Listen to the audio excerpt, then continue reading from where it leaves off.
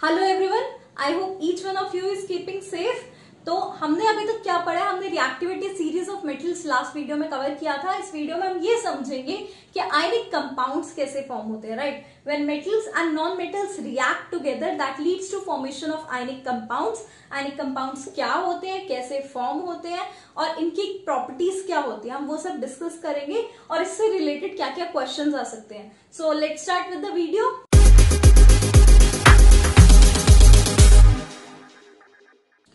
Formation of ionic compounds, आपको पता है जब मेटल और नॉन मेटल रिएक्ट करता है तो आयनिक कंपाउंड फॉर्म होता है। इस वीडियो से रिलेटेड दो क्वेश्चंस आपसे पूछे जा सकते हैं। फर्स्ट इज कि आयनिक कंपाउंड्स की प्रॉपर्टीज क्या होती है, उसमें से कोई क्वेश्चन आ सकता है। सेकंड इज कि इलेक्ट्रॉन डॉट स्ट्रक्चर क्या होता है और आयनिक कंपाउंड की फॉर्मेशन, ये तीन क्वेश्चंस पूछे जा सकते हैं। सो फर्स्ट हम आयनिक कंपाउंड्स देख लेते हैं। मैंने बोला मेटल और नॉन मेटल जब रिएक्ट करते हैं आपस में, तो अभी तक हमने, आई होप आपको क्लियर होगा कि मेटल्स क्या क्या होते हैं। Sodium, potassium, silver, magnesium, calcium, ये सब क्या है, मेटल्स है। हमने मेटल्स की प्रॉपर्टीज भी पढ़ी है।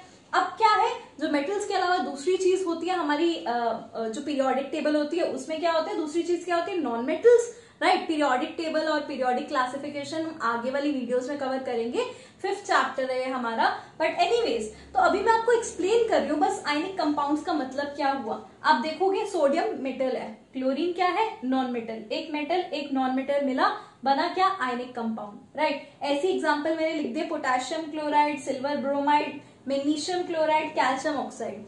और भी बहुत सारे एग्जांपल्स है, मैंने कुछ पर्टिकुलरली यही वाले एग्जांपल्स लिए। एक्सप्लेन करूंगी मैं एक एक कंपाउंड कैसे फॉर्म हुआ, राइट। तो सबसे पहले समझते हैं सोडियम क्लोराइड। सबसे बेसिक एग्जांपल लिया सोडियम क्लोराइड का, सोडियम क्लोराइड। अभी करना क्या है आपको, 9th क्लास में हमने इलेक्ट्रॉनिक कॉन्फ़िगरेशन देखी थी कि जैसे सोडियम है, सोडियम की इलेक्ट्रॉनिक कॉन्फ़िगरेशन क्या है, 281। और क्लोरीन, क्लोरीन की इलेक्ट्रॉनिक कॉन्फ़िगरेशन होती है 287, राइट। ये अगर कॉन्फ़िगरेशन आपको नहीं आती तो एक बार आप पहले जाके 9th क्लास की बुक से लर्न कर लेना कि इलेक्ट्रॉन्स में कितने एटम्स होते हैं, उसके बेसिस पे इलेक्ट्रॉनिक कॉन्फ़िगरेशन बनती है। फिर एक ऑक्टेट रूल आता है। ऑक्टेट रूल क्या कहता है कि आउटर मोस्ट कितने होने चाहिए, 8 इलेक्ट्रॉन्स होने चाहिए। सो क्या हुआ, यहाँ सोडियम और क्लोरीन मिले, यहाँ कॉन्फ़िगरेशन थी 281। इसे अपना ऑक्टेट पूरा करना है, मतलब एक इलेक्ट्रॉन निकालना है। तो अब आपको एक चीज याद होनी चाहिए, जब इलेक्ट्रॉन लूज होते हैं, लॉस ऑफ इलेक्ट्रॉन, तो चार्ज आता है पॉजिटिव, एंड इसका ऑपोजिट गेन ऑफ इलेक्ट्रॉन, तो चार्ज आएगा नेगेटिव। बस इस चीज का ध्यान रखना। ये चीज ऑल्दो आपको पता होगी, जस्ट रिवाइज करने के लिए मैंने बताई है। जब लॉस ऑफ इलेक्ट्रॉन्स होते हैं तो चार्ज आता है पॉजिटिव, अब जब गेन ऑफ इलेक्ट्रॉन्स होते हैं तो चार्ज आता है नेगेटिव। यहाँ देखो 281, इसको जब ऑक्टेट कंप्लीट करना है तो एक इलेक्ट्रॉन लूज करेगा, राइट। जब एक इलेक्ट्रॉन लूज करेगा तो चार्ज क्या आएगा, loss of electron, charge positive.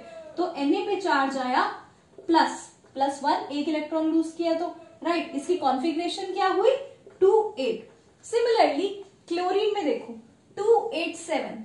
अब क्या करना है, इसे स्टेबलाइज होने के लिए एक इलेक्ट्रॉन गेन करना है ना। ऑक्टेट रूल यही कहता है कि ऑक्टेट कंप्लीट होना चाहिए, बाहर 8 इलेक्ट्रॉन्स होंगे, दैट मीन्स उसने एक इलेक्ट्रॉन गेन किया। जब उसने एक इलेक्ट्रॉन गेन किया तो चार्ज क्या आएगा, नेगेटिव।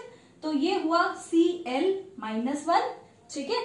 और इसकी कॉन्फ़िगरेशन हुई 288, राइट। दोनों का ऑक्टेट कंप्लीट है। ये क्या है, Na+, ये क्या है, Cl-, बना क्या ये, NaCl।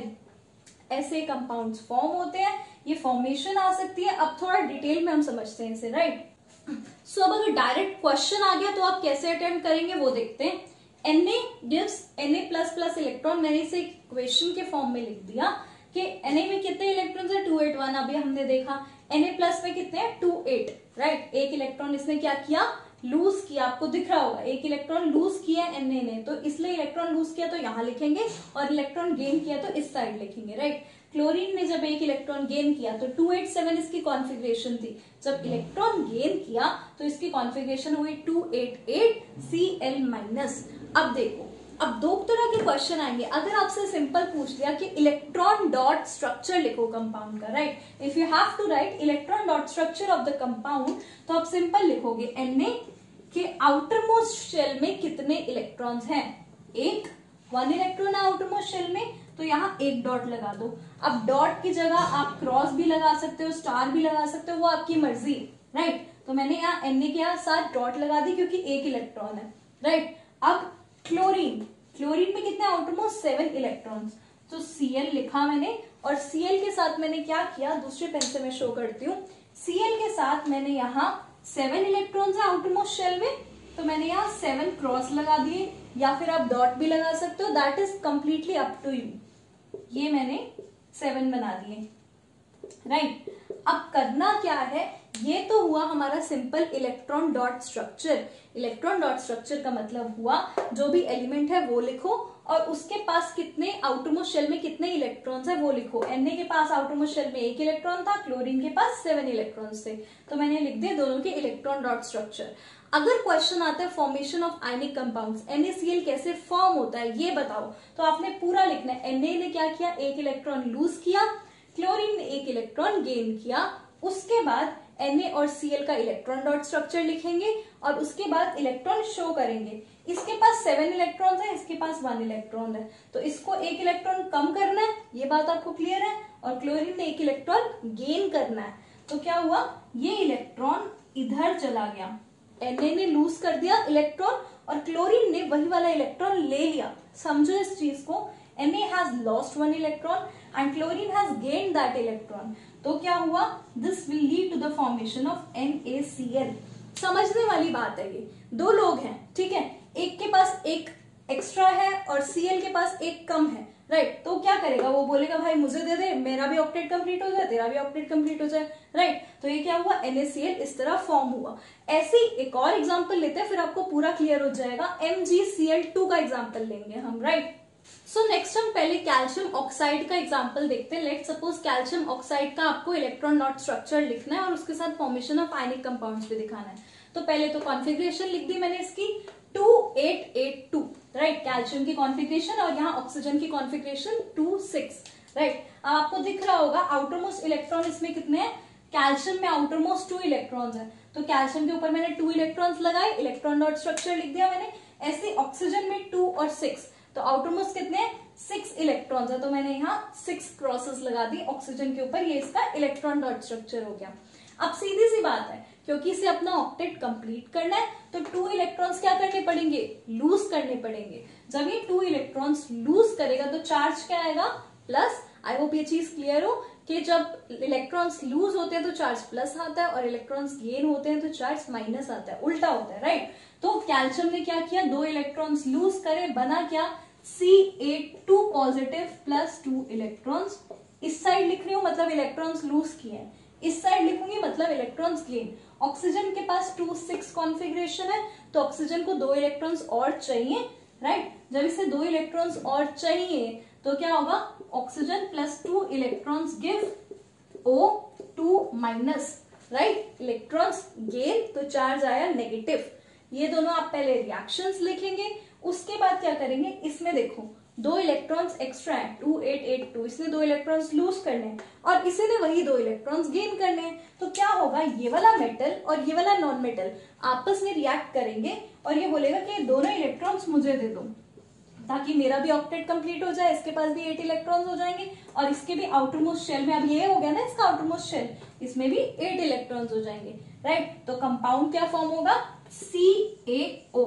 आई होप ये वाली चीज आपको क्लियर हो, ऐसे आयनिक कंपाउंड्स फॉर्म होते हैं, right. This is how you form ionic compounds, right. अब एक और एग्जांपल देखते हैं जिसमें इलेक्ट्रॉन ज्यादा होंगे। फॉर एग्जांपल हमारा जो पीछे हमने केस लिया था मैग्नीशियम ऑक्साइड, या लेट सपोज हम लेते हैं मैग्नीशियम क्लोराइड का एग्जांपल। मैग्नीशियम क्लोराइड MgCl2 कैसे फॉर्म होता है वो समझेंगे हम। मैंने नेक्स्ट एग्जांपल लिया मैग्नीशियम क्लोराइड का। अगर ये वाला खुद आप समझ गए मतलब आपका आयनिक कंपाउंड्स वाला पार्ट क्लियर हो गया, राइट। तो एक बार देखते हैं हम मैग्नीशियम की कॉन्फ़िगरेशन 282। तो अब मैग्नीशियम क्या करेगा, आउटरमोस्ट कितने इलेक्ट्रॉन्स है, 2 इलेक्ट्रॉन्स है, तो 2 इलेक्ट्रॉन्स लूज करेगा, Mg2 प्लस 2 इलेक्ट्रॉन्स।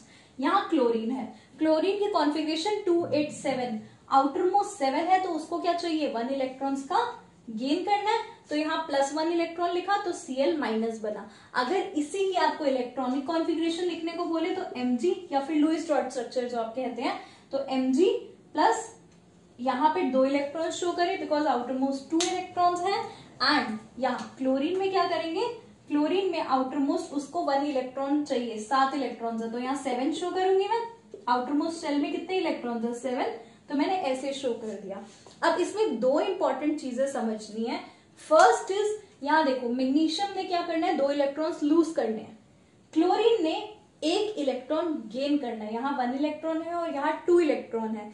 तो क्या करना पड़ेगा, एक चीज को ध्यान रखना, जब भी आयनिक कंपाउंड्स फॉर्म होते हैं इलेक्ट्रॉन्स दोनों रिएक्शंस में सेम रहते हैं। यहाँ जब 2 इलेक्ट्रॉन्स यूज हुए हैं तो यहाँ भी हमें 2 इलेक्ट्रॉन्स चाहिए। तो मैं क्या करूंगी, मैं पूरी इक्वेशन को 2 से मल्टीप्लाई करूंगी। 2Cl gives 2 electrons plus 2Cl minus, मतलब कि ये मेरे को यहाँ भी 2 इलेक्ट्रॉन्स हो गए, यहाँ भी 2 इलेक्ट्रॉन्स हो गए। तो इसके लिए क्लोरीन कितने चाहिए, 2 क्लोरीन चाहिए, राइट। सो Cl, यहाँ एक और Cl चाहिए होगा मुझे। क्यों किया मैंने ऐसे, बिकॉज यहाँ 2 थे इसलिए मुझे ऐसे 2 बनाना पड़ा। मैंने पूरी इक्वेशन को 2 से मल्टीप्लाई कर दिया, राइट। तो अब मुझे यहाँ 2 क्लोरीन चाहिए, यहाँ मैं दूसरा क्लोरीन लिख देती हूँ, right. This is the next chlorine, again 7 electrons है। अब इसको क्या करना है, इसके पास 2 इलेक्ट्रॉन एक्स्ट्रा है, इन दोनों को एक एक इलेक्ट्रॉन चाहिए। तो क्या होगा, मैग्नीशियम 1 इलेक्ट्रॉन इसे देगा और 1 इलेक्ट्रॉन इसे देगा। समझ रहे हैं आप, आपने जब फर्स्ट चैप्टर में MgCl2 का स्ट्रक्चर ऐसे याद किया था, Mg2 plus plus Cl minus, तो इसको क्रॉस ओवर रूल से MgCl2 बनाया था। ये इसी के थ्रू बना था, ये फॉर्मेशन इस तरह होती है, राइट। तो इस चीज का ध्यान रखेंगे हम। अब एक और चीज, जो सेकंड चीज है वो ये कि Mg और ये Cl, इसको आगे आपने कंबाइन करके भी ऐसे लिखना है कि मैग्नीशियम कितने लॉस हुआ है, 2 इलेक्ट्रॉन्स का लॉस हुआ है। तो Mg2 प्लस ब्रैकेट और Cl कितने हैं, 1 इलेक्ट्रॉन्स का गेन हुआ है, तो यहां लिखेंगे Cl माइनस, और टोटल कितने Cl यूज हुए हैं, 2, तो यहाँ आप 2 लगाएंगे। तो इस तरह जरूर लिखेंगे, that would be a much better way, आपको कंप्लीट मार्क्स लिखेंगे। आप चाहे तो ये इलेक्ट्रॉन्स यहाँ पे शो भी कर सकते हैं कि मैग्नीशियम ने क्या किया, 2 इलेक्ट्रॉन्स गेन करे, और इस क्लोरीन ने क्या किया, यहाँ से एक एक इलेक्ट्रॉन मैग्नीशियम का लिया है। तो आप उस तरीके से भी शो कर सकते हैं। So the next example is that of aluminium chloride. Aluminium chloride का फॉर्मूला आपको पहले से पता है, AlCl3 होता है, लेकिन वो कैसे फॉर्म हुआ हम अभी देखेंगे। एल्यूमिनियम के पास 3 इलेक्ट्रॉन्स है आउटरमोस्ट शेल में, राइट। तो ये एल्यूमिनियम लिखा और इसके आउटरमोस्ट 3 इलेक्ट्रॉन्स लगा दिए, ये इसका स्ट्रक्चर हो गया। क्लोरीन की कॉन्फ़िगरेशन 287, तो इसके पास कितने इलेक्ट्रॉन्स और इसको चाहिए, 1 इलेक्ट्रॉन चाहिए, राइट। तो यहाँ मैंने 7 इलेक्ट्रॉन्स लगा दिए, ये इसका स्ट्रक्चर हो गया। अब आगे क्या करना है, सेम तरीका अपनाएंगे। Aluminium has to lose 3 electrons, charge plus आया, प्लस यहाँ 3 इलेक्ट्रॉन्स लिख दिया मैंने, right. Chlorine has to gain how much electron, 1 electron, तो इसने 1 इलेक्ट्रॉन गेन किया और चार्ज आया Cl माइनस, राइट। अब आप वही तरीका अपनाएंगे, यहाँ पे 3 इलेक्ट्रॉन है, यहाँ पे 1 इलेक्ट्रॉन है, बट जब मुझे आयनिक कंपाउंड फॉर्म करना है तो इलेक्ट्रॉन्स दोनों तरफ दोनों इक्वेशंस में सेम होने चाहिए। तो क्या करूंगी, होल इक्वेशन को 3 से मल्टीप्लाई करूंगी। 3Cl plus 3 electrons give 3Cl minus, right. अब क्या किया, ये 3Cl माइनस हो गया, मतलब 3 क्लोरीन यूज हुए, तो मैं यहाँ यही लगा देती हूँ, 3 क्लोरीन बना देती हूँ। First chlorine is this, second also having 7 electrons, and the third one also having 7 electrons, right। अब क्या होगा, अब एकदम फंडा क्लियर है, एल्यूमिनियम के पास 3 एक्स्ट्रा इलेक्ट्रॉन्स है, हर क्लोरीन को एक एक इलेक्ट्रॉन एक्स्ट्रा चाहिए, तो मैं क्या करूंगी, ये इलेक्ट्रॉन इस तरह ट्रांसफर होगा, राइट। तो स्ट्रक्चर क्या बनेगा, एल्यूमिनियम 3 प्लस, राइट, इस तरह, और क्लोरीन Cl माइनस, और Cl माइनस के पास कितने चाहिए, हमें 3 क्लोरीन चाहिए, तो मैंने ऐसे लिख दिया, स्ट्रक्चर बना AlCl3, ऐसे फॉर्म हुआ, राइट। अगर ये वाला एग्जांपल आपने खुद ट्राई किया और खुद आपसे हुआ है तो बिल्कुल आपका ये वाला फंडा क्लियर है, आप कोई भी और एग्जांपल लेंगे, कोई भी आयनिक कंपाउंड बनाएंगे, इजीली बन जाएगा, राइट। और ये वाला क्वेश्चन इंपॉर्टेंट है, ऐसा क्वेश्चन अक्सर पूछा जाता है, राइट। तो अब हम प्रॉपर्टीज देखते हैं आयनिक कंपाउंड्स की क्या क्या प्रॉपर्टीज होती है, डायरेक्ट उस पर भी क्वेश्चन आ जाता है। So next we'll study about the properties of ionic compounds. Ionic compounds की बेसिक प्रॉपर्टीज क्या होती है। First is physical state, ionic compounds generally hard होते हैं। अब वो हार्ड क्यों होते हैं, आपने देखा होगा, हमने जितने भी एग्जांपल्स दिए आयनिक कंपाउंड्स में एक केटाइन और एक एनायन था, राइट। यानी एक मेटल ने इलेक्ट्रॉन्स दिए और नॉन मेटल ने उतने ही इलेक्ट्रॉन्स एक्सेप्ट करे। अभी तक हमने यही देखा, जैसे मैग्नीशियम क्लोराइड मैग्नीशियम के पास 2 इलेक्ट्रॉन एक्स्ट्रा थे और क्लोरीन के पास उतने ही इलेक्ट्रॉन्स की कमी थी, तो इलेक्ट्रॉन्स की क्या हुई, एक्सचेंज हुआ, राइट। तो ये क्या हुआ, ये वाले कंपाउंड जिसमें मेटल और नॉन मेटल रिएक्ट करे, मैं शॉर्ट में लिख रही हूँ, मेटल और नॉन मेटल रिएक्ट कर रहे हैं, मेटल इलेक्ट्रॉन्स दे रहा है और नॉन मेटल इलेक्ट्रॉन्स एक्सेप्ट कर रहा है, तो ऐसे कंपाउंड हमेशा बहुत स्ट्रॉन्ग होते हैं, राइट। अब क्या है, इसके अलावा आयनिक कंपाउंड्स के अलावा जो दूसरी क्लास ऑफ कंपाउंड्स होते हैं वो होते हैं कोवेलेंट कंपाउंड्स। कोवेलेंट कंपाउंड्स हम हायर क्लासेस में पढ़ेंगे। कोवेलेंट कंपाउंड्स क्या होते हैं, जिनमें शेयरिंग ऑफ इलेक्ट्रॉन्स हो, मैग्नीशियम कोई भी मेटल हो और कोई भी नॉन मेटल हो या कोई भी 2 एलिमेंट्स हो, वो इलेक्ट्रॉन्स शेयर करे, वो होते हैं कोवेलेंट कंपाउंड्स। लेकिन हमने क्या पढ़ना है, आयनिक कंपाउंड्स। आयनिक कंपाउंड्स में क्या है, एक मेटल इलेक्ट्रॉन दे रहा है और दूसरा इलेक्ट्रॉन्स एक्सेप्ट कर रहा है, one is giving electrons and another is accepting electrons, these are called ionic compounds. Covalent में शेयरिंग होती है इलेक्ट्रॉन्स की, राइट। तो अब क्या है, ये रहने देते हैं, अभी हमारे काम का क्या है, सिर्फ ionic compounds. Physical properties, these are generally hard, reason being because there's a gain and loss of electron, पूरा इलेक्ट्रॉन्स मेटल ने नॉन मेटल को दे दिया, जितने भी इलेक्ट्रॉन्स उसके पास एक्स्ट्रा थे, राइट। तो अब और एक चीज और ध्यान रखना, कभी भी कंफ्यूजन हो तो मेटल्स हमेशा इलेक्ट्रॉन्स लूज करते हैं, राइट। तो ऑब्वियसली नॉन मेटल्स हमेशा इलेक्ट्रॉन गेन करेंगे, कभी भी कंफ्यूजन हो तो इस चीज का ध्यान रखना। Next is strong force of attraction. Again क्योंकि एक केटाइन एक एनायन मिलके एक कंपाउंड फॉर्म कर रहा है, बहुत ज्यादा स्ट्रॉन्ग फोर्सेस ऑफ अट्रैक्शन होते हैं, कंपाउंड बहुत स्ट्रॉन्ग होता है। And next is they are brittle, break किए जा सकते हैं। Next is boiling point and melting point. तो क्या होता है, फॉर द सेम रीजंस, जो मेल्टिंग पॉइंट और बॉइलिंग पॉइंट इन कंपाउंड्स का होता है, आयनिक कंपाउंड्स का, that is very high. For example हमने जितने भी अभी कंपाउंड स्टडी करे, इनका मेल्टिंग पॉइंट बहुत ज्यादा होता है, राइट। तो वो क्यों ज्यादा होता है और वो किसके कंपैरिजन में बोल रहे हैं, वो कोवेलेंट कंपाउंड्स के कंपैरिजन में बोल रहे हैं, क्योंकि ionic compounds gain and loss of electron से बनते हैं, तो उनका मेल्टिंग पॉइंट और बॉइलिंग पॉइंट बहुत ज्यादा हाई होता है। Next is solubility, soluble in water. Ionic compounds are generally soluble in water. ये आप फिनोमेना बाद में पढ़ोगे, like dissolves like, क्योंकि आयनिक कंपाउंड्स केटायन और एनायन से बनते हैं और वाटर भी आयंस को जल्दी से ब्रेक करता है, तो वो इसी में soluble होते हैं।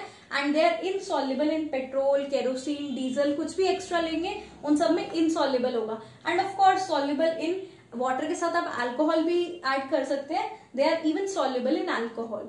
इसके अलावा एक और इंपॉर्टेंट प्रॉपर्टी है, that is conduction of electricity. तो वो समझते हैं, मैक्सिमम क्वेश्चंस उसी से आते हैं, और एक इससे भी क्वेश्चन आ जाते हैं कि why ionic compounds have high melting and boiling point. Generally reasoning type questions आएंगे इसमें से, जो आएंगे इस पार्ट में से, कि व्हाई करके क्वेश्चन पूछा जाएगा, why melting point and boiling point of ionic compound is high, या why ionic compounds conduct electricity, जो हम अभी आगे समझेंगे। तो रीजनिंग बेस्ड क्वेश्चन ज्यादा पूछे जाएंगे इससे। तो देखते हैं अब आगे। So the next thing is conduction of electricity, that is ionic compounds conduct electricity. अब एक चीज आपको इसके लिए जरूर आनी चाहिए, कहीं भी इलेक्ट्रोलिसिस का प्रोसेस होता है, आपने इलेक्ट्रोलिसिस का प्रोसेस फर्स्ट चैप्टर में भी देखे, सेकेंड चैप्टर में भी इलेक्ट्रोलिसिस था, तो कभी भी इलेक्ट्रिसिटी कंडक्ट हो रही है या इलेक्ट्रोलिसिस का प्रोसेस हो रहा है, तो इलेक्ट्रिसिटी किसकी वजह से कंडक्ट होती है, आयंस की वजह से। इस चीज को ध्यान रखना, बहुत इंपॉर्टेंट है ये। कहीं भी लिखा हो that this particular solution conducts electricity, that is it has dissolved ions in it. Ions मतलब केटाइन और एनायन है उसके अंदर प्रेजेंट, वो अपने केटाइन और एनायन में ब्रेक हो रहा है, तभी इलेक्ट्रिसिटी कंडक्ट हो रही है, राइट। तो अब क्या है, आयनिक कंपाउंड्स क्या होते हैं, आपको पता है केटाइन और एनायन से ही बने हुए हैं, मेटल और non metal cation anion form कर रहे थे। तो क्या होता है, वाटर की प्रेजेंस में वो आयंस ब्रेक हो जाते हैं, राइट। वाटर की प्रेजेंस में वो वाले आयंस ब्रेक हो जाते हैं, जिसकी वजह से आयनिक कंपाउंड्स कंडक्ट इलेक्ट्रिसिटी। तो अब क्या है, इस पे डायरेक्ट क्वेश्चन कैसा आएगा, और बहुत इंपॉर्टेंट क्वेश्चन है, इस चीज का ध्यान रखना, that ionic compounds conduct electricity in molten और एक्वस स्टेट। एक्वस स्टेट मतलब जब वाटर के साथ डिसॉल्व हो, या फिर मोल्टन स्टेट में। बिकॉज अगर वो सॉलिड स्टेट में हो, डायरेक्ट स्टेटमेंट आ जाती है, why ionic compounds do not conduct electricity in solid state. For example sodium chloride अगर खाली सॉलिड फॉर्म में पड़ा हुआ, सोडियम क्लोराइड हमारा क्या होता है, कॉमन सॉल्ट होता है ना, घर पे जो नमक यूज करते हैं वो सोडियम क्लोराइड ही है। तो एज सच अगर वो पड़ा हुआ नमक, तो वो अपने आप इलेक्ट्रिसिटी नहीं कंडक्ट करेगा, लेकिन वो जब वाटर के साथ रिएक्ट करेगा, आप एक्वस सोल्यूशन बनाओगे उसका या फिर मेल्ट करोगे उसे, तो वो इलेक्ट्रिसिटी कंडक्ट करेगा, then it would be a good conductor of electricity. Reason being जब अगर ये सॉलिड स्टेट में है तो ये अपने आयंस में ब्रेक नहीं हो रहा है, और जब तक इसके आयंस ब्रेक नहीं हो रहे, ये केटाइन और एनायन नहीं फॉर्म कर रहा, तब तक इलेक्ट्रिसिटी कंडक्ट नहीं होएगी। तो याद रखना ये बहुत इंपॉर्टेंट क्वेश्चन है, why ionic compounds do not conduct electricity in solid state, right. So this is it for today. ये हमारे आयनिक कंपाउंड्स आज पूरा कंप्लीट कर दिया, आगे हम नेक्स्ट वीडियो में कवर करेंगे। Until then take care, bye bye.